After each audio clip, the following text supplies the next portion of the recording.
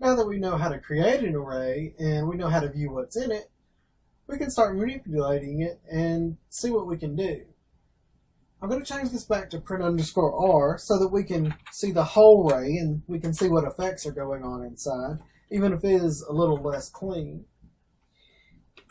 And now before it's spit out, I'm going to see it about adding something. So we have our array already with Tony, Steve, Jeff, and Franklin, but I'm going to say array underscore push and open up, and we're going to put in the name of our array, $var, and then the value we need. We'll say Billy. If I do that, then let's watch what happens. Now we have our array, and on the end of it is Billy. We've pushed Billy onto the array. Now, I can also do another command called array pop. And we just put in the variable name for this one. So, there you go. And now, when we see it run, you're going to see that Billy's gone.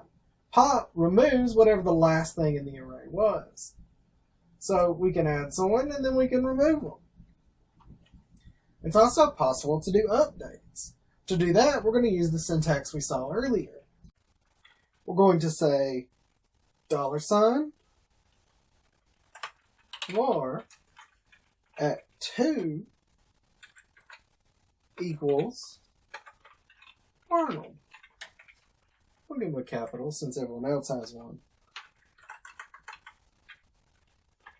Now when we save this and we run it, you can see that Arnold is now number 2. We've updated someone in the list by declaring which one we wanted to update and what value to set it to. Now all this works if we only want to do one record at a time and if we're just spitting out one record at a time. But how do we do things for the entire array? If we wanted to know everyone that's in it without printing R, what if we wanted to echo every value, but we didn't even know how long it was, so we didn't know what numbers to put in? Well, that's what we use a command called forEach for. Now, what we're going to do here is say forEach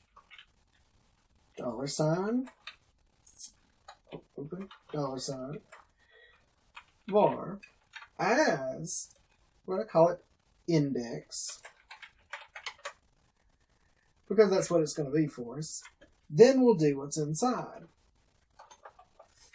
And what we're going to do specifically is we're going to echo index, and then we're going to echo a break tag. Now let's see what happens when we run this. We have our print_r, but we also have Tony, Steve, Arnold, and Franklin all input by themselves. It looks a lot neater.